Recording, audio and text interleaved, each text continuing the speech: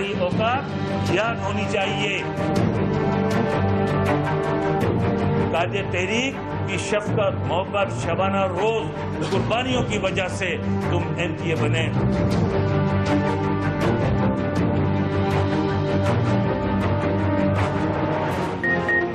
मुत्तहिदा और बागियों की लड़ाई में शिद्दत। MKM ने कमाल एंड कंपनी को गद्दार और जमीर फरोश करार दे दिया। किसी भी हलके से इलेक्शन लड़ने का चैलेंज। मोहम्मद हुसैन बोले, मुस्तफा कमाल को उनका पड़ोसी भी वोट नहीं देगा। रॉ से ताल्लुक था और ना है।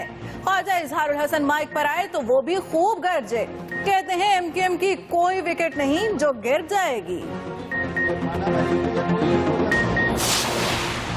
कराची की सियासत बदल रही है या फिर लियारी तब्दील हो रहा है? पीपल्स पार्टी और पाक सरजमीन पार्टी के रहनुमा एक स्टेज पर आ गए।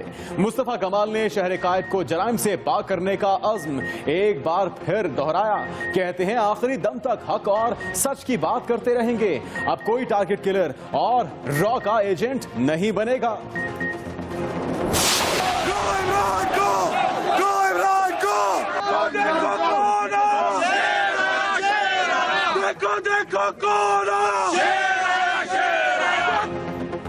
लंदन में सियासी पारा हाई, गुस्सा किसी पर निशाना कोई और। वज़ीर-ए-आज़म नवाज शरीफ की किरदार कशी बंद की जाए।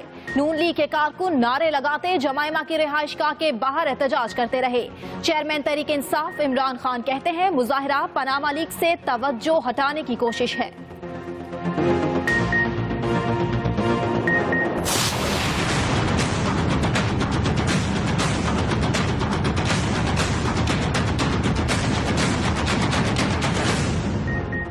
पनामा लीक्स की इंक्वायरी के लिए फिट नहीं। चेयरमैन सेनेट रजा रबानी ने खुर्शीद शाह की तजवीज पर मुआजरत कर ली। कहते हैं ये काम पेचीदा है। व्हाइट कॉलर जराइम की तहकीकात के माहिर की जरूरत है। शाह जी आपका शुक्रिया, लेकिन पार्लिमान के हकूक का मुहाफिज हूँ। कमीशन की सरबराही से मफादात का टकराव हो सकता है। उम्मीद है माजरत से कयास आराइयां खत्म हो जाएंगी। सियासतदानों के बाद सरकारी इदारों की हंडिया भी बीच चौराहे फूट गई। ऑफशोर कंपनियों के इंकशाफात। सरबराह ट्रांसपेरेंसी इंटरनेशनल ने उंगलियां उठाई तो PIA और के इलेक्ट्रिक सरकारी इदारे भी मशकूक दायरे में आ गए। आदिल गिलानी कहते हैं हुकूमत इंक्वायरी कमीशन बनाने से कबल समंदर पार खुफिया कारोबार पर पाबंदी लगाए।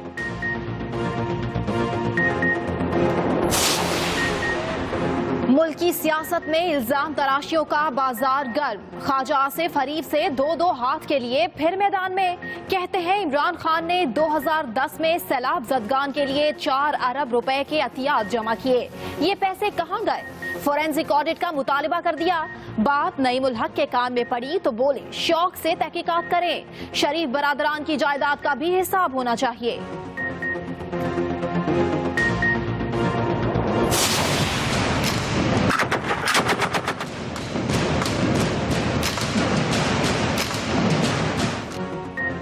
कच्चे के इलाके को जागीर समझने वाले छोटू पर शिकंजा मजीद सख्त।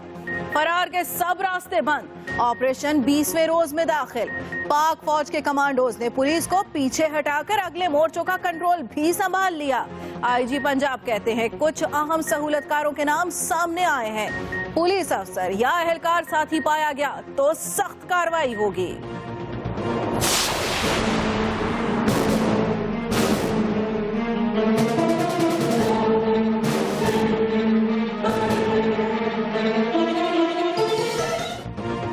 पुलिस के लिए दर्द सर छोटू ने सियासतदानों को एक दूसरे की पगड़ियां उछालने का मौका फराहम कर दिया।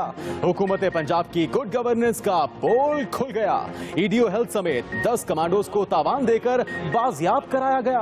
परवेज इलाही का इल्जाम, छोटू गैंग छोटे चौधरी के दौर में ही परवान चढ़ा। राना सनाउल्लाह का जवाबी वार।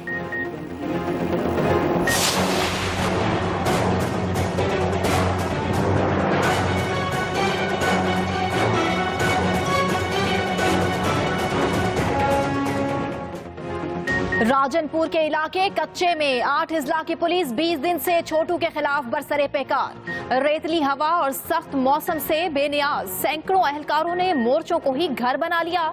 डाकुओं का खात्मा किए बगैर वापस ना जाने का अज़्म। माजी में छोटू के शर का निशाना बनने वाला मल्लाह ने कश्ती फोर्सेस के लिए वक्फ कर दी। कराची के शहरियों पर हीट स्ट्रोक की तलवार लटकने लगी।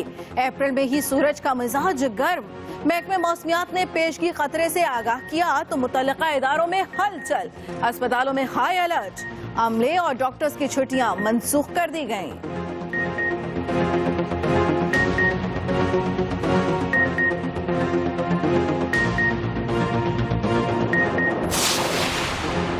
मरी की सैर को निकले, चालान करवा बैठे। एक तो गलत पार्किंग, ऊपर से लाइसेंस भी नहीं। ट्रैफिक पुलिस ने कवानीन की खिलाफ वर्जी पर पीपल्स पार्टी की रहनुमा फरियाल तालपुर और deputy speaker Sindh assembly Shahla Raza से रियायत न बरती, चालान भरना पड़ा। मरी में मौसम के तेवर फिर बिगड़ गए। हफ्ते की शाम से मुसलसल बारिश, लैंडस्लाइडिंग से जीपीओ रोड हर किस्म की ट्रैफिक के लिए बंद। मुतासरीन ने इमदाद न मिलने की सूरत में धरने की धमकी दे दी। उधर इस्लामाबाद, रावलपिंडी और सवात में बादलों की गरज बरस ने गर्मी की पेशकदमी रोक दी।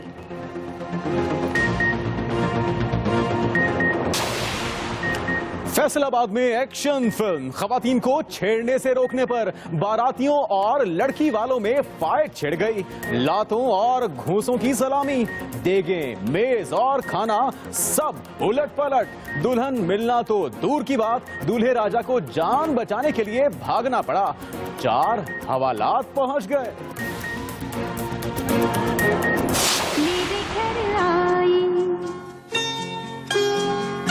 मेरे घर आई एक नन्ही परी। शाला नजर ना लगे, कोयटा के डॉक्टर साहब बच्चों की 50 से सिर्फ 15 रन दूर। अल्लाह ने 21 बेटियों और 14 बेटों से नवाज रखा है। बढ़ते अखराजात के बावजूद जनाब सेंचुरी के मिशन से पीछे नहीं हटे। चौथी शादी के लिए पर तोलने लगे।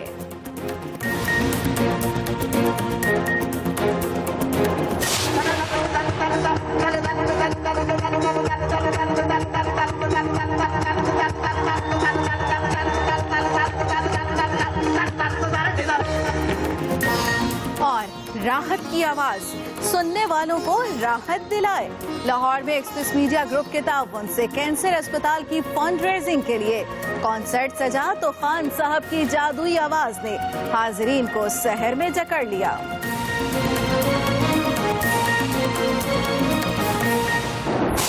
में अहम खबर, वफाकी वजीर दाखिला चौधरी निसार का जर्मनी से वापसी पर लंदन में क़याम। चौधरी निसार अली खान वजीर आजम के सेक्रेटरी फवाद हसन फवाद भी होटल पहुंच गए हैं। वजीर आजम नवाज शरीफ चर्चिल होटल में पहले से मौजूद हैं। वजीर दाखिला चौधरी निसार का जर्मनी से वापसी पर लंदन में कयाम हुआ है और चौधरी निसार वजीर आजम के सेक्रेटरी फवाद हसन फवाद भी होटल में पहुंच चुके हैं। जी हां, वजीर आजम नवाज शरीफ लंदन में मौजूद अपनी रिहाइशगाह से कुछ देर कबल निकले चर्चिल होटल में। वजीर आजम नवाज शरीफ चर्चिल होटल में पहले से ही मौजूद हैं। जी हां, मजीद भी जानेंगे। इस वक्त हमारे साथ लंदन से मौजूद है एक्सप्रेस न्यूज के नुमाइंदे नसीम सिद्दीकी। नसीम, बताइएगा कि ये मुलाकात जो इस वक्त जारी है, मजीद कौन कौन इस मुलाकात में शामिल हो चुका है? जी, कुछ देर पहले नवाज शरीफ साहब अपनी लंदन के रहायशगाह पार्क लेन से निकल के चर्चिल होटल की तरफ रवाना हुए थे और वो काफ़ी देर से इस वक्त चर्चिल होटल में मौजूद हैं। उसके कुछ ही देर के बाद वहाँ पे पाकिस्तान के वज़ीर दाखिला चौधरी निसार भी पहुँच गए और वज़ीर आज़म के प्रिंसिपल सेक्रेटरी फवाद हसन फवाद भी पहुँच चुके हैं और हुसैन नवाज भी वहाँ पे इस वक्त मौजूद है। ये सब लोग इस वक्त मीटिंग जो है वो पनामा लीक्स के हवाले से ही चल रही है कि पाकिस्तान में पनामा लीक के बाद जो सूरत हाल हुई है और जिसके बाद वज़ीर आज़म और उनके ख़ानदान को काफ़ी हज़ीमत उठानी पड़ी, तो उस पर लायामल तय करने के लिए इस वक्त तमाम लोग चर्चिल होटल में मौजूद हैं और ये लोग आइंदा का लायामल तैयार कर रहे हैं कि पनामा लीक से जो है वो किस तरह निपटा जाए। नसीम, बताएगा कि क्या कुछ अहम फैसले भी मुतवक्के हैं आज इस मुलाकात इन मीटिंग्स के बाद?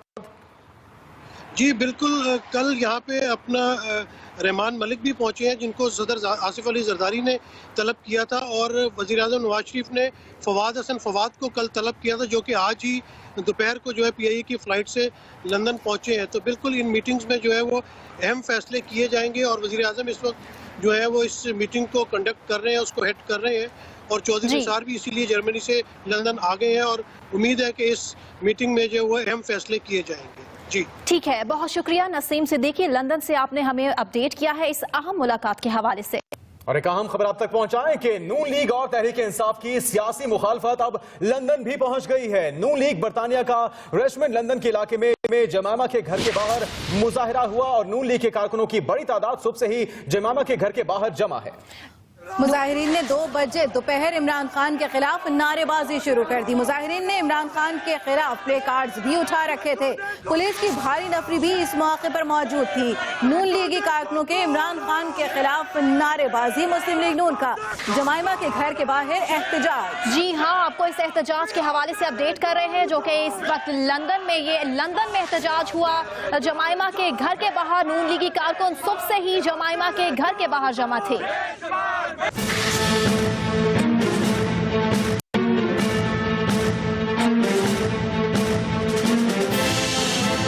पनामा लीक्स ने एक मरतबा फिर हुक्मरान जमात मुस्लिम लीग नून और तहरीक इंसाफ को आमने सामने ला खड़ा किया है। पाकिस्तान से एहतजाजी सियासत लंदन भी जा पहुंची। मुस्लिम लीग नून बरतानिया ने इमरान खान की साबिक एहलिया जमाइमा के घर के बाहर मुजाहिरा कर डाला। हाथों में प्ले कार्ड उठाए नून लीगी कारकुन नारेबाजी भी करते रहे।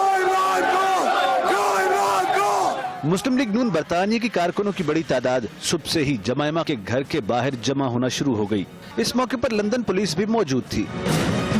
दोपहर को कारकुनों ने बाकायदा एहतजाज शुरू किया, तो वहीं अपनी क़यादत का भरपूर दिफा भी किया। जितने लोग आप मुस्लिम लीग इकट्ठे हैं जमाइमा खान के बाहर बताने के लिए, ये एहतजाज करने के लिए कि अगर एहतजाज आपने आइंदा के बाद, ये आप उनको वार्निंग है कि अगर आज के बाद आपने एहतजाज मियां नवाज शरीफ साहब के घर किया तो हम दोबारा ऐसा एहतजाज करें। हाँ, एहतजाज करें, पाकिस्तान एम्बेसी के बाहर करें। इमरान खान जब भी लंदन आते हैं तो उनका क़याम अपनी साबिक सास के घर की एनेक्सी में ही होता है, जहां इमरान खान के दोनों साहबजादे भी क़याम पजीर हैं। यही वजह है कि नून लीगी कारकुनों ने एहतजाज के लिए इसी जगह का इंतखाब किया। Naseem Siddiqui, express news, London.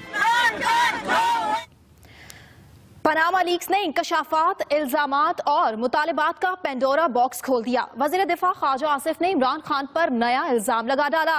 कहते हैं खान साहब ने 2010 में सैलाब ज़दगान के लिए 4 अरब रुपए के अतियात जमा किए, मगर उस रकम का कोई अता पता नहीं, लिहाजा इन अतियात का फोरेंसिक ऑडिट कराया जाए।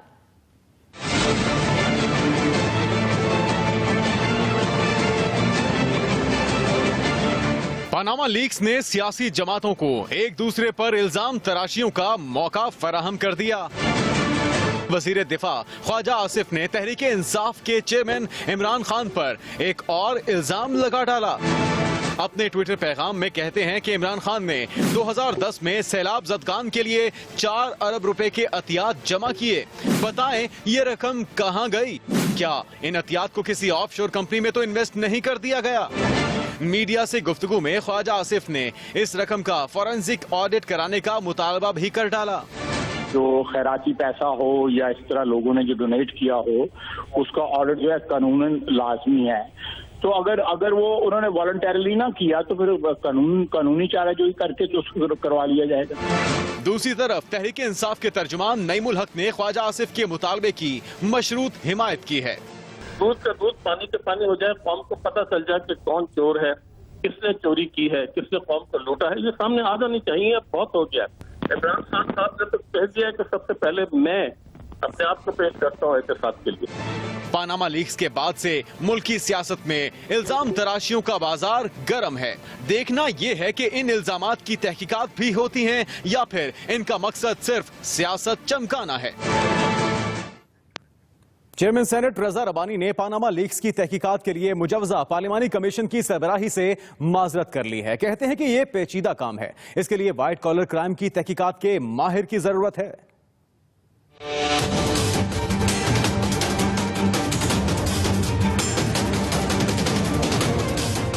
वो शख्स है जिस पे हुकूमत भी एतमाद कर सकती है, पाकिस्तान की मीडिया, पाकिस्तान की जुडिशरी, पाकिस्तान की पॉलिटिकल पार्टी, वो है सेनेटर चेयरमैन सेनेट रजा रब्बानी साहब।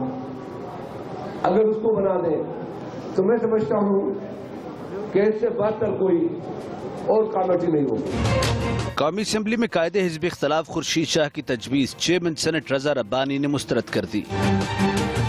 चेयरमैन सेनेट रजा रब्बानी का कहना है कि वो पार्लिमानी कमीशन की सरबराही के लिए दस्तयाब नहीं। पनामा लीक्स के हकायक तक पहुंचना पेचीदा काम है। इसके लिए व्हाइट कॉलर क्राइम की तहकीकात के माहिर की जरूरत है। वो खुद को इस काम के अहल नहीं समझते। चेयरमैन सेनेट ने वाजे किया कि वो पार्लिमान बिलखसूस सेनेट के हकूक के महाफिज हैं। पार्लिमानी कमीशन की सरबराही से मफादात का टकराव हो सकता है। तहम उन्होंने एतमाद करने पर खुर्शीद शाह का शुक्रिया अदा किया और तवक्को जाहिर की कि उनकी माजरत के बाद कयास आराइयां और तबसरे खत्म हो जाएंगे। सियासत की गर्मागर्मी से ही जुड़ी एक अहम खबर आप तक पहुंचाएं। एमक्यूएम और बागियों की लड़ाई में शिद्दत। राब्ता कमेटी के अरकान फट पड़े। मुत्तहिदा रहनुमा मोहम्मद हुसैन सैयद का मुस्तफा कमाल को ज़िमनी इलेक्शन लड़ने का चैलेंज। मुस्तफा कमाल शहीदों के खून की बदौलत कराची के नाजिम बने। मोहम्मद हुसैन ने मुस्तफा कमाल और उनके साथियों को जमीर फरोश भी करार दे दिया। यह अहम खबर आप तक पहुंचा रहे मुत्तहिदा रहनुमा मोहम्मद हुसैन ने चैलेंज कर दिया है। उनका यह कहना था कि मुस्तफा कमाल शहीदों के खून की बदौलत कराची के नाजिम बने। मोहम्मद हुसैन ने गोलाबारी की मुस्तफा कमाल पर और कहा कि उनके साथी जमीर फरोश हैं।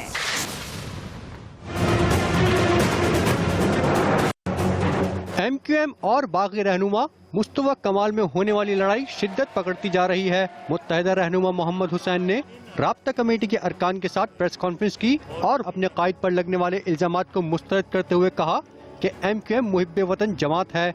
न पहले रॉ से कोई ताल्लुक था और न आज है। इन जमीर फरोशों के नाम कत्ल, अगवा, भत्ता खोरी, चाइना कटिंग और जमीनों पर कब्जे के हवाले से दर्जनों जीआईटीज में इनके नाम शामिल हैं। मोहम्मद हुसैन सैयद मजीद बोले, मुस्तफा कमाल शहीदों के खून की वजह से नाजिम बने थे। उन्होंने मुस्तफा कमाल को इलेक्शन लड़ने का चैलेंज भी दिया है। हम इन तमाम लोगों को चैलेंज करते हैं, वो कोई भी हल्का मुंतखब करें, कराची का, हैदराबाद, मीरपुर खास, नवाबशाह, सखर, इन पांचों शहरों में जिस हल्के को ये मुंतखब करें, हम में से एक साथी भी उनके साथ मुकाबला करने को तैयार है। एमक्यूएम के अपोजिशन लीडर ख्वाजा इजहारुल हसन भी बोले, लेकिन उनकी तोपों का रुख इमरान खान की तरफ रहा। बोले, एमक्यूएम कोई विकेट नहीं जो गिर जाएगी। मुख्तलिफ लीग, चाहे पनामा लीग हो या कोई लीग हो या विक्की लीग हो, जहां सबूत मौजूद हैं, जहां मीडिया ने डॉक्यूमेंट दिखाए और अरबों रुपए की प्रॉपर्टीज दिखाई हैं, उनके ऊपर इतनी खामोशी और इतनी पुरस्कार खामोशी आ जाती है। हम ये समझते हैं कि शफाफ तरीके से तहकीकात होनी चाहिए और हमें उम्मीद है कि कभी ना कभी इस मुल्क में असल जो जुर्म है, जो पाकिस्तान को बेचने का जुर्म है, उसकी तहकीकात हो। एमक्यूएम उसके साथ खड़ी है। एमक्यूएम रहनुमाओं ने अपने ऊपर लगने वाले इल्जामात को बेबुनियाद करार देते हुए कहा है कि उन्हें अवाम का मैंडेट हासिल है। अगर मुखालफिन मुकाबला करना चाहते हैं तो वो इंतखाबी मैदान में आए। Naeem Khanzada, Express News, Karachi. कराची से ब्रेकिंग न्यूज देंगे आपको। पाक सरजमीन पार्टी के रहनुमाओं का लियारी का दौरा, कारकुनों का जश्न। पीपल्स पार्टी के रहनुमा जावेद नागौरी भी मुस्तफा कमाल के हमकदम। कराची के शहरियों को जराइम से निजात दिलाएंगे, ऐसा कहना है मुस्तफा कमाल का। पीपल्स पार्टी के रहनुमा जावेद नागौरी भी मुस्तफा कमाल के हमकदम हैं। किस तरह से वालिहाना इस्तकबाल किया जा रहा है इनका, आप देख सकते हैं। कराची के शहरियों को जराइम से निजात दिलाएंगे, इस मौके पर यह कहना था मुस्तफा कमाल का।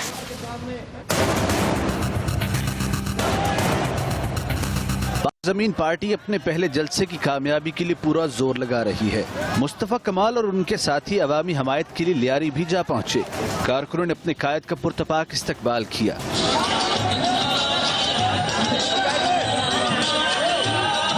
मुस्तफा कमाल ने लियारी 8 चौक पर खिताब में कराची को जराइम से पाक करने का अज़्म दोहराया। अपने पाकिस्तानी भाई से किसी जुबान, नस्ल, रंग, मजहब, पार्टी की बुनियाद पर दुश्मनी नहीं करनी है, दुश्मनी नहीं करनी है। सब लोग ये कहते हैं कि फलां तुम्हारा फलां दुश्मन है, तुम्हारा फलां दुश्मन है। मैं आज तुम्हें कहता हूँ दुश्मनियों में नहीं पड़ना, कोई दुश्मन नहीं। मुस्तफा कमाल ने लियारी के मकामी रहनुमा की बरसी की तकरीब में भी शिरकत की। कहते हैं उनका मकसद अवाम को एक परचम तले जमा करना है। जो लियारी से ये जो उम्मीद की किरणें फूट रही हैं, ये जो कराची के दूसरे शहरों से, टंडोला यार से, मीरपुर खास से, हैदराबाद से, ये किरणें पूरे पाकिस्तान को रोशन करेंगी, पूरे पाकिस्तान के एक एक दरवाजे पे जाएंगे इंशाअल्लाह ताला हम। पाक सरजमीन पार्टी के रहनुमाओं का दौरा लियारी इस लिहाज से भी यादगार रहा कि पीपल्स पार्टी के रहनुमा जावेद नागौरी उनके हमरा दिखाई दिए। जावेद नागौरी का कहना था कि पीपल्स पार्टी अमन और इत्तेहाद की बात करने वालों के साथ है। वकास बाकिर, एक्सप्रेस न्यूज, कराची। और अभी आपको ले चलेंगे लंदन, जहां पे तहरीक इंसाफ के चेयरमैन इमरान खान इस वक्त खिताब कर रहे हैं। तो डेमोन्स्ट्रेशन तो उसके घर के बाहर है, तो वो वाकई समझे कि मैंने कोई गलती की। कहती did I do anything wrong? मैंने कहा नो। मैंने कहा Annabelle you didn't do anything wrong, Nawaz Sharif did something wrong. खड़ा है अब इमरान, ही करेगा सब गबान। खड़ा है अब इमरान, ही करेगा सब गबान। यानी उसके घर के बाहर नून लीग के लोग डेमोन्स्ट्रेट करने आ रहे हैं कि इमरान खान नवाज शरीफ को सुनो कि इमरान खान नवाज शरीफ ने जो मनी लॉन्ड्रिंग की है, आप मेहरबानी करके उसकी मनी लॉन्ड्रिंग और उसका जो उसने पैसा बाहर भेजा है, आप उसके ऊपर बात ना करें, बल्कि मुझे चुप कराने के लिए उस औरत के घर किसी और के घर जाके डेमोन्स्ट्रेट कर रहे थे। मुझे सुनें, मुझे इतनी शर्म आई थी कि मैं जरा आपको बताऊं। देखिए वो तो अंग्रेज है, उसे क्या पता, उसको क्या पता। अब मुझे इतनी शर्म आए कि लोग बाहर खड़े हैं, शोर मचा रहे हैं। अच्छा, शोर क्या मचा रहे हैं? गो इमरान गो। मैं अब सोचूं कि मैं कोई प्राइम मिनिस्टर हूं, मैं कोई वजीर आजम हूं, मैं कोई वजीर आला हूं, मैं किधर चला जाऊं? गो इमरान गो। फिर वो इंतजार करे कि कोई पिटिशन आएगी, क्योंकि आप डेमोन्स्ट्रेट डाउनिंग स्ट्रीट के बाहर करते हैं तो पिटिशन जाती है अंदर, पिटिशन भी नहीं जा रही। वो तमाशा देख रही है, शोर मचा रहे हैं। तो मैं आपको ये बता रहा हूं कि देखें, प्लीज एक चीज याद रखें कि पाकिस्तान एक बहुत अजीम ख्वाब का नाम था, एक बहुत बड़ी ख्वाब का नाम था। ये कभी भूले ना इसको, क्योंकि अंग्रेजी में कहते हैं nations without a vision die. कौमों जिनकी विजन और नजरिया नहीं होता वो मर जाती हैं। अपने नजरिए को कभी ना भूलना। ये वो मुल्क था जो एक कश्मीरी अजीम मुसलमान, अजीम आलिम इलामा इकबाल की ख्वाब थी कि हमने एक पाकिस्तान, एक ऐसा मुल्क बनाना है जो इस्लाम की लेबोरेटरी बननी है, कि हमने दुनिया को बताना है कि इस्लाम है क्या, कि असल में इस्लाम क्या है। हमने सारे मुसलमानों मुल्कों को बताना था कि एक अजीम दुनिया के अंदर एक मॉडल बना था, मदीना की रियासत, अदल और इंसाफ के ऊपर एक निज़ाम बना था, जिस निज़ाम की वजह से वो अरब जिनके साथ एक सुपर पावर पर्शियन एम्पायर, दूसरी तरफ रोमन एम्पायर, ये जरा सुने गौर से, तारीख का हिस्सा है कि जंगे बदर 625 में हुई, 313 मुसलमान थे। 636 में और 638 में दोनों सुपर पावर्स घुटने टेक गई उन मुसलमानों के सामने। अब सोचे जरा, नहीं जरा मैं आपको तारीख की बात कर रहा हूं। अब आप अपने से पूछें कि उस अजीम लीडर ने क्या किया, क्या जादू किया उन लोगों के ऊपर कि किधर 313 और रोमन एम्पायर की जो सदर्न लीजन थी वो 1 लाख फौजियों की थी। जो यारमुक में खालिद बिन वलीद ने हराया था, 1 लाख रोमन्स थे, 35,000 मुसलमान थे। तो क्या किया उस जादूगर ने कि उन लोगों को, उस अजीम इंसान ने, उस आखिरी पैगंबर ने, दुनिया के ग्रेटेस्ट लीडर ने उन लोगों पे क्या किया कि वो कौम उठ के पहले तो 2 सुपर पावर बैठी उनके सामने और फिर 700 साल तक दुनिया का सबसे अजीम सिविलाइजेशन बना रहा। सारे साइंसदान मुसलमान थे। क्या किया? और मैं ये आपको कहता हूं कि इसलिए पाकिस्तान बना था। उस ख्वाब को याद रखें, उन्होंने क्या किया? उन्होंने एक माशरे को अदल और इंसाफ पे कायम किया। और अदल और इंसाफ का मतलब कानून के सामने सब एक बराबर। इंसाफ का मतलब everyone is equal before the law, जिसको रूल ऑफ लॉ कहते हैं। ये नहीं कि आपका प्राइम मिनिस्टर मुल्क में मनी लॉन्ड्रिंग करे, टैक्स एवेजन करे, करप्शन करे, उसको कानून ना पकड़ सके, बेचारे छोटे छोटे गरीब लोगों को पकड़ के जेलों में डाल दे। इसके मुतालिक हमारे नबी ने कहा था कि बड़ी कौमें बर्बाद हुई जिधर एक कानून कमजोर के लिए और एक ताकतवर के लिए। तो इसलिए उन्होंने पहले तो इंसाफ दिया और फिर अदल दिया।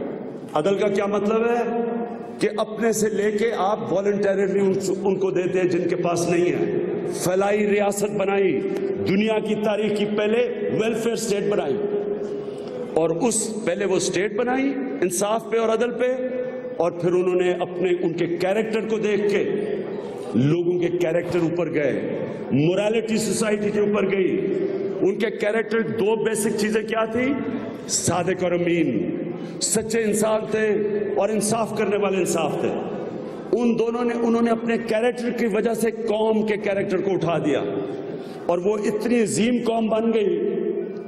कोई कर्जे लेके नहीं, एड लेके नहीं, उनको एक मॉरल कैरेक्टर, एक इखलाकियात, एक वैल्यू सिस्टम ऐसा बना दिया कि कौम अजीम बन गई। और ये आपके सामने मैं हिस्टोरिकल फैक्ट दे रहा हूं कि 13 सालों के अंदर जंगे बदर में 13 सालों के बाद 2 सुपर पावर्स उनके सामने घुटने टेक गई। अब आ जाएं, क्योंकि आप ओवरसीज पाकिस्तानी हैं, यहां आप निजाम जानते हैं। मैं भी यहां 18 साल से देखा हुआ बरतानिया का निजाम क्या है। यहां क्यों लोग यहां नौकरियां लेने आते हैं? इनके पास तो है ही कुछ नहीं। आपको पता है पाकिस्तान में कोयले के जजीरे हैं, रिजर्व्स हैं कोयले के इतने हैं, 200 अरब टन कोयला पड़ा हुआ है पाकिस्तान में। पाकिस्तान में बिजली, और बिजली के लिए जिधर बिजली नहीं है इस वक्त, आप हैरान होंगे कि सिर्फ हाइड्रो इलेक्ट्रिक पानी से बिजली बनाने वाला 50,000 मेगावाट है। गैस है, तेल है। पख्तूनख्वा में इधर जिधर पेशावर के नीचे वो लोग कुएं खोद रहे हैं पानी के लिए, उसमें से गैस निकलाती है। तांबे के रिजर्व्स हैं, 12 मौसम है, जरखेज जमीन है। और यहां क्या है? और आज देखें ये किधर है? बरतानिया का सालाना जीडीपी, सालाना आमदनी 50 मुसलमान मुल्कों की मिला के सालाना आमदनी के बराबर है। क्या वजह है? देखें, सबसे पहले इनका कैरेक्टर देख लें। हम तो इस्लाम के नाम पे बना था ना मुल्क। इनका कैरेक्टर देखें कि डेविड कैमरॉन का जब नाम आता है, जब उसका पैनामा लीक्स में नाम आता है, तो वो तो उस वक्त प्राइम मिनिस्टर भी नहीं था। 40 लाख रुपए की बात थी, और वो भी टैक्स इवेजन नहीं, टैक्स अवॉइडेंस। जब प्राइम मिनिस्टर भी नहीं था, वो अपनी सफाइयां पेश कर रहा है। उससे जो किया डॉजी डेव या जो भी उसको टैग किया, यानी उसको उन्होंने किस तरह ग्रिल किया अपने लीडरशिप को, क्योंकि अपने लीडरशिप से वो कैरेक्टर मांगते हैं, वैल्यूज मांगते हैं। या ट्रेन का एक्सीडेंट होता है, वजीर रिजाइन कर देता है। क्यों करता है? क्योंकि यहां लीडरशिप अपनी इखलाकी कुव्वत से हुकूमत करती है, मॉरल अथॉरिटी से हुकूमत करती है। यहां कभी मार्शल लॉ लगाने की जरूरत नहीं पड़ी, बंदूकों की जरूरत नहीं पड़ी। पुलिस में जिस तरह मॉडल टाउन में खड़े खड़े 100 लोगों को गोलियां मार दी, यहां कोई गोलियां मारने की जरूरत नहीं पड़ती, क्योंकि डेमोक्रेसी में आपने जो देखा ओवरसीज पाकिस्तानियों, लीडरशिप अपनी इखलाकी कुव्वत से लीडरशिप देती है, डंडे के जोर से नहीं देती। फिजिकल अथॉरिटी नहीं, मॉरल अथॉरिटी। और आपने देखा आइसलैंड का प्राइम मिनिस्टर रिजाइन किया कि मॉरल अथॉरिटी खो बैठा है। उधर देखें अर्जेंटीना में, हर जिधर भी डेमोक्रेसी है उधर देखेंगे किस तरह की रिएक्शन आया है। हिंदुस्तान देख लें, प्राइम मिनिस्टर ने, हिंदुस्तान के प्राइम मिनिस्टर ने हाई लेवल कमेटी बनाई। 25 को, अगले पीर को रिजल्ट आ रहा है। जितने भी हिंदुस्तानियों के अकाउंट्स पर पता चले हैं पैनामा में, ऑफशोर कंपनी में, सबके ऊपर उन्होंने इन्वेस्टिगेशन की है। और हमारे पाकिस्तान में देखें क्या हुआ। हमारा सुने हमारे पाकिस्तान में क्या हुआ। जो मुल्क जिसने मिसाल बनना था, वाहिद मुल्क बना इस्लाम के नाम पे, वाहिद मुल्क। 2 आइडियोलॉजिकल स्टेट्स बनी है, एक इसराइल यहूदियों के लिए, एक इस्लाम के लिए पाकिस्तान। अब देखें हमारे लीडर का क्या रवैया था। वो तो पहले आके दुख भरी कहानी सुना दी, हम बड़े अमीर थे, हम तो पैसे वाले थे, हमें तो इधर जुल्म हो गया। मुझे ऐसे लगा कि इंडियन फिल्म का गाना शुरू होने लगा, रोना शुरू होने। उसके बाद जो असल इशू था कि मियां साहब आपके बच्चों की ऑफशोर कंपनीज निकली जब आप वजीर आजम थे। क्रिकेट में हम उसे कहते हैं मियां साहब ने वेल लेफ्ट कर दिया, गेंद ही छोड़ दी, बात ही नहीं की। और इनके दरबारियों ने क्या किया, बजाय आप सफाई पेश करें,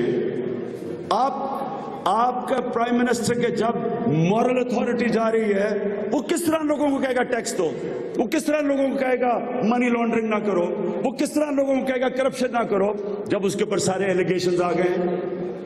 इनके लोग बजाय इसके कि मियां साहब को कहें कि मियां साहब अपनी सफाई पेश करो, सच बताओ, एक बेटा कुछ कह रहा है, दूसरा बेटा कुछ कह रहा है, एक झूठ उधर पकड़ा जा रहा है, कोई खानदान उधर। इनका काम था कि लोगों को, जिस तरह डेविड कैमरॉन ने खड़े होकर पार्लियामेंट में अपनी सफाई पेश की, अपने 6 साल के टैक्स डिक्लेयर किए, उसको तो उसने तो नहीं कहा कि जेरेमी कॉर्बिन साहब आपके भी ऑफशोर अकाउंट है। यहां इनका डिफेंस क्या था, और इमरान खान, क्योंकि सबसे ज्यादा इनको मेरे से डर है, इमरान खान के शौकत खानम पे अटैक कर दिया।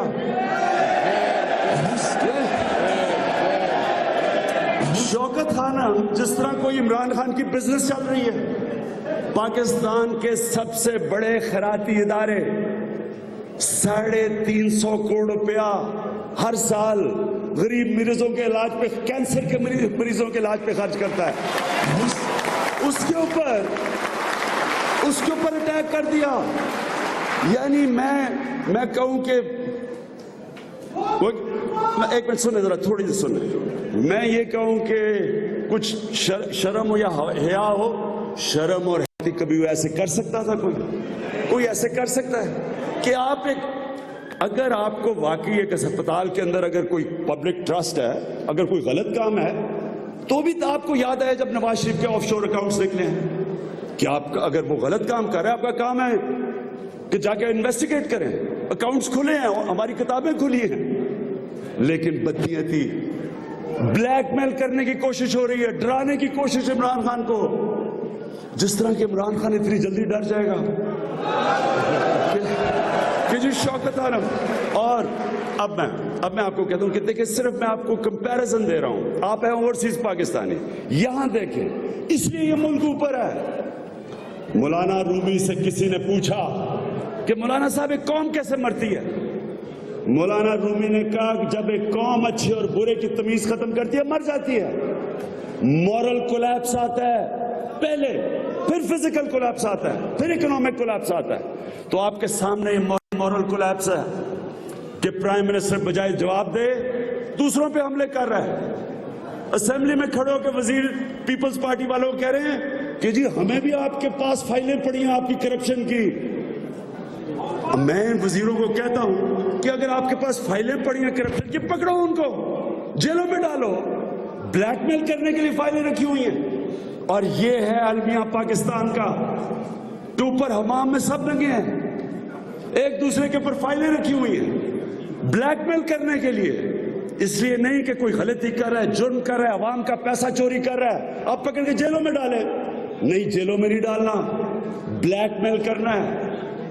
और इसलिए मैं आप ओवरसीज पाकिस्तानी को कहता हूं, आपका बहुत बड़ा रोल है पाकिस्तान में, क्योंकि आपने डेमोक्रेसी को फंक्शन होते देखा है, आपने डेमोक्रेसी को चलते देखा है, आपको पता है कि कैसे हुक्मरानों का अवाम यहां एहतसाब करती है, कैसे टैक्स पेयर के पैसे के लिए अवाम खड़ी होती है, अवाम हिफाजत करती है अपने टैक्स के पैसे। किसी की जरूरत नहीं है यहां कि अवाम के टैक्स के पैसे को गलत खर्च करें, अपने ऊपर करें, अपनी बिजनेस चलाएं, या कॉन्फ्लिक्ट ऑफ इंटरेस्ट लॉ है। आप इक़्तिदार में आके बिजनेस नहीं कर सकते, या बिजनेस की सारी इक़्तिदार में आके है। इनको पहले देख लें कि इक़्तिदार से पहले इनके पास कितना था और अब कितना है, किधर से आया पैसा। मैं आज आपको, हमारी पख्तूनख्वा में हुकूमत है, मैं आपको यकीन दिलाता हूं कि अगर आज मैं पख्तूनख्वा में बिजनेस शुरू कर दूं, साल के अंदर आपको अरबपति बन के दिखा सकता हूं। क्या मुश्किल है, जब मुझे पता है कि किधर जमीनें हैं, इधर सड़क बनानी है, यहां जमीन जानी है, पहले जमीन खरीद लूं, उसकी जब वो बेचूंगा उसकी कीमत कहां की, यानी आसान तरीन चीज है पैसे बनाना। इसलिए आपके यहां डेमोक्रेटिक मुल्कों के अंदर आपको इजाजत ही नहीं है इक़्तिदार में आके बिजनेस करने की। इसे कॉन्फ्लिक्ट ऑफ इंटरेस्ट कहते हैं, अब्यूज ऑफ पावर कहते हैं। और हम सारे बच्चे पैसे बना रहे हैं, आज उधर जाके मिलने हिंदुस्तान में उनके प्राइम मिनिस्टर को साथ बेटा जा रहा है, किसको मिलने जा रहे हैं, बेटे के बिजनेस पार्टनर को। उधर छोटे भाई साहब के बेटे जा रहे हैं, सीपेक की मीटिंग्स चाइना हो रही हैं, भाई का बैठा हुआ मीटिंग्स के ऊपर पावर कॉन्ट्रैक्ट्स वो निगोशिएट कर रहे हैं। ये क्या मजाक है, ये कोई बादशाह है? ये अगर डेमोक्रेसी है, डेमोक्रेसी में इसकी इजाजत नहीं है। डेमोक्रेसी में ट्रांसपेरेंसी होती है, लोग अवाम अपने हुक्मरानों की अकाउंटेबिलिटी कर सकते हैं। और ये किसने इनको सिखाया था? ये मदीना की रियासत में आम आदमी खड़े होकर हजरत उमर को कहता है कि उमर, किधर से तूने कपड़े लिए, किधर से आया पैसा? हजरत उमर ने गुस्सा नहीं किया, उन्होंने वापस ये नहीं कहा कि तुम बताओ किधर से कपड़े खरीदे। उन्होंने जवाब दिया, क्योंकि हुक्मरान जवाबदेह होते हैं। तो इसलिए ये बड़ा डिफाइनिंग मोमेंट है पाकिस्तान की तारीख का, इसको अंडर एस्टिमेट ना करो। इंशाल्लाह अगर ये जो मौका आया पाकिस्तान की अवाम को, और मौका तो इंटरनेशनल एक चीज हो गई, ये तो अपोजिशन ने नहीं की, अगर हमने इस मौके का फायदा उठा लिया और अपने मुल्क को इंस्टीट्यूशनलाइज कर दिया, अपने हुक्मरानों का एहतसाब कर दिया, नैब को एक इंडिपेंडेंट ऑटोनमस इदारा बना दिया, FIA को जिस तरह यहां स्कॉटलैंड यार्ड है वो कर दिया, FBR को ऑटोनमस कर दिया जो टैक्स कलेक्टिंग एजेंसी है जो यहां है, इनसे सीखें ये कैसे आगे निकले हैं, इंस्टीट्यूशनलाइज करें अपने मुल्क को, अपने इदारे मजबूत करें। अगर हम अपने इदारे मजबूत कर दें इस एक्सपीरियंस के बाद, क्योंकि सारी दुनिया में शोर मच गया, ये पाकिस्तान का इशू नहीं है, ये सारी दुनिया का इशू है। अगर हमने इसका मौका उठा लिया और हमारी अवाम खड़ी हो गई, और इंशाल्लाह अवाम को मैं लीड करूंगा, जितनी देर होगी हमने मौका देना इनको, एक आजाद जुडिशल कमीशन बनाएं चीफ जस्टिस के नीचे। मैं यहां मिला हूं, 3 फर्म्स को मिला हूं जिनका काम ही ऑफशोर अकाउंट्स को इन्वेस्टिगेट करना है, 3 मुख्तलिफ कंपनीज को मिला हूं। कोई प्रॉब्लम नहीं है, अगर चीफ जस्टिस के नीचे कमीशन बनती है सारा पता चल जाएगा कि वाकई गिल्टी है या नहीं है, मनी ट्रेल किधर से आई, पैसा पाकिस्तान से कैसे निकला, ये सब ट्रेस हो सकता है अगर सीरियस हो। और अगर ये सीरियस ना हुए, ये जो जुडिशल कमीशन बना रहे हैं नवाज शरीफ, अपना जज इनका अपना एहतसाब करेगा, अपना ही जज होगा, खेली न्यूट्रल अंपायर से, क्रिकेट में भी अपना अंपायर खड़ा कर देते हैं। तो मैं अब कश्मीर पे आता हूं। आपका ये जो इलेक्शन है आजाद कश्मीर का, सुने मेरी बात, ये बड़ा इंपॉर्टेंट इलेक्शन है। सुने, देखें, आज तक कश्मीर की जो मैं हुकूमतें देखता हूँ आजाद कश्मीर की, मुझे तरस आता है बेचारे अपने कश्मीरियों के ऊपर, क्योंकि ना वो बेचारे बेबस होते हैं, वो आता है एक कभी लूट जाता है। खैर पाकिस्तान का भी हाल है, लेकिन कश्मीर में तो करप्शन और भी लेवल पे है। ये आपके लिए मौका है, ये मौका है कि आप कश्मीर को चेंज कर दें, ये मौका है हम कश्मीर में इंस्टीट्यूशनलाइज कर दें, आजाद नैब बना दें, जिस तरह पख्तूनख्वा में हमने कोशिश की, अब उससे भी मजबूत इंडिपेंडेंट एहतसाब से लेके आ रहे हैं।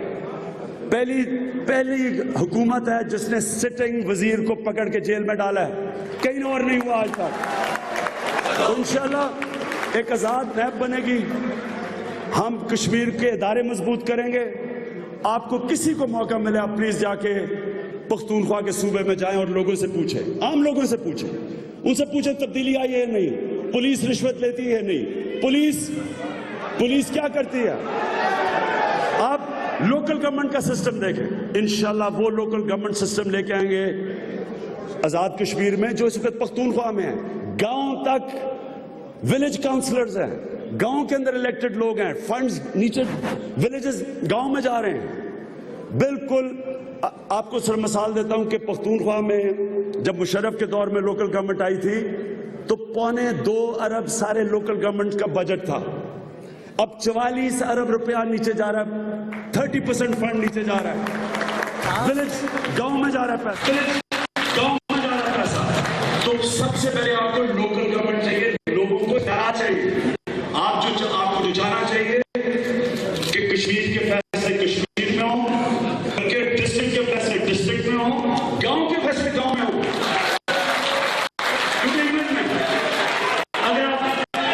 अगर आप यहां स्टडी करें, यहाँ का सिस्टम स्टडी करें, तो आपको एक चीज नजर आएगी कि यहाँ डिवॉल्व पावर नीचे तक है, पावर इख्तियार नीचे तक है। इनका जबरदस्त लोकल गवर्नमेंट सिस्टम अपने फैसले हर काउंटी अपने फैसले खुद करती है। इस वजह से यहाँ लोग आजाद हैं, भागते नहीं फिरते एमपीएस और एमएलए के पीछे दरखास्तें लेके। यहाँ पुलिस कानून पे चलती है। हाँ, इधर है मसले हमारी कम्युनिटी को, लेकिन जो यहाँ के शहरी हैं उनको किसी वजीर के कहने पे विक्टिमाइज नहीं कर सकते।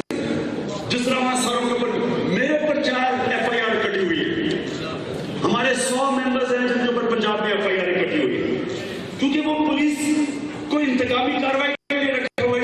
राजनपुर में आप तमाशा देखिए पुलिस बेचारी से क्या हो रहा है। जब आप पुलिस को दबा करते हैं, जब आप पुलिस को क्रिटिसाइज करते हैं, मेरिट खत्म करते हैं, इंतकामी कार्रवाई के इस्तेमाल करें, तो जो उनका असल काम है डालने पीछे जाते हैं, तो यही होता है जो बेचारा से हो रहा है। इसलिए हमने पख्तूनख्वा का देखिए मॉडल पुलिस है। अब लोकल गवर्नमेंट सिस्टम देखिए, अब इंतजाम देखें डिपोलिटिसाइज। और आप अब हमारी यूनिवर्सिटीज देखें, अभी नहीं ठीक हुई, अभी एक्ट पास किया, लेकिन अस्पताल देखना, स्कूलों का सिस्टम देखें, आप पे वहां देखें, और इंशाल्लाह कोई हम निजाम आजाद कश्मीर में लेके आएंगे। एयरपोर्ट बिल्कुल मीरपुर में एयरपोर्ट बना देंगे, क्योंकि यहाँ से लोगों को सहूलत देनी चाहिए। ये फिर से आप अजीम पाकिस्तानी हैं, आपके ऊपर पाकिस्तान चल रहा है, जितनी हम आपकी और ओवरसीज पाकिस्तानी की खिदमत करें वो कम है, क्योंकि आप यहाँ से पाकिस्तान का पैसा भी भेजते हैं, आपके पास क्या है, आपके पास नोआ है, टेक्नोलॉजी है, बिजनेस है, कम्पीट करती है। इसलिए जिस वजह पाकिस्तान का हमने निजाम ठीक किया, तो सबसे बड़ा सासा हमारा उसी पाकिस्तानी, तब हम इनका फायदा उठाएंगे। अभी बेचारे आप आते हैं एयरपोर्ट से बेचारी हम खान खींचनी शुरू हो जाती है, कहते हैं यानी जब कौन इन्वेस्ट करेगा ऐसे मुल्क में, जब आप करप्शन ही नहीं खत्म कर सकते। और करप्शन कैसे खत्म हो, जब ऊपर वजीर आज़म उसकी फैमिली करप्शन में लगी हुई है, तो कैसे खत्म होगी? कि आपने पूरी शिरकत करनी है इस इलेक्शन में। आप अपने रिश्तेदारों को, क्योंकि आपकी बड़ी सुनी जाती है, आपकी ज्यादा सुनी जाती है, आपने शिरकत करनी है इस इलेक्शन में। ये बड़ा जबरदस्त इलेक्शन है, असल में पाकिस्तान के लिए बड़ा जबरदस्त टाइम है, डिफाइनिंग मोमेंट है पाकिस्तान के लिए। इंशाल्लाह मेरा दिल कहता है कि अल्लाह ने पाकिस्तान पे खास करम कर दिया है। ये जो पैनामा में वो, अब तो नहीं कह सकते कि इमरान खान ने ये करप्शन के केसेस देखे, कहते हैं सारा वक्त गालियां निकालता रहता है। अब तो कोई नहीं कह सकता पैनामा में बात हुई है शुरू। अब अल्लाह ने हमारे मुल्क को मौका दिया है कि हम अपना रास्ता बदलें और वापस उस विजन पे जाएं, वो अजीम ख्वाब जिसके नाम पे पाकिस्तान बना था, वापस उस ख्वाब को लेके आए कि हमने एक वो अदल और इंसाफ का माशरा बनाना है। अल्लाह ने सब कुछ दिया आपके मुल्क को, आपको खुद भी नहीं अंदाजा। मैं तो पहली दफा पख्तूनख्वा में जब हुकूमत देखी तो मैंने अंदाजा आया कि अल्लाह, यहाँ तो अगर इंसान कोशिश करे और दयानतदारी से काम करे, ये तो हमारा मुल्क एक अजीम मुल्क बन सकता है जो एक वक्त बनने जा रहा था। सब कुछ अल्लाह ने दिया इस मुल्क में। तो आपने बैरिस्टर साहब की मदद करनी है, आपने रिश्तेदारों को कहना है, और इंशाल्लाह मैं पूरी कैंपेन करूंगा सारे आजाद कश्मीर में। वैसे भी मैंने सारा आजाद कश्मीर देखा हुआ, तो मुझे वैसे ही गर्मियां आ रही है, मुझे दिल कर रहा है वापस जाने का। आजाद कश्मीर में एक ऐसी हुकूमत, मिसाली हुकूमत लेके आएंगे, जो हमने सीखा तजर्बा हमारा हुआ है पख्तूनख्वा में, इंशाल्लाह वो हम सारी चीजें आजाद कश्मीर में लाके आपको फख्र होगा, आपको पाकिस्तान के ऊपर भी फख्र होगा इंशाल्लाह एक दिन, और उससे पहले जो आजाद कश्मीर में आपको इंशाल्लाह गवर्नेंस देंगे।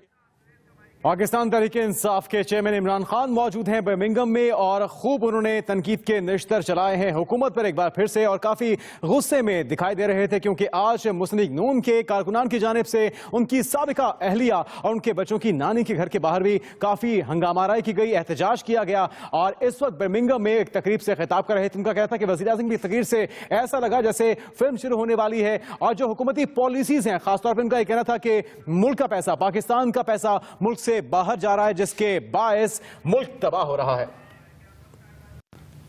एक्सप्रेस न्यूज के इस बुलेटिन से अब तक के लिए इतना ही। एक ब्रेक के बाद हाजिर होंगे हेडलाइंस के साथ। देखते रहिए एक्सप्रेस न्यूज।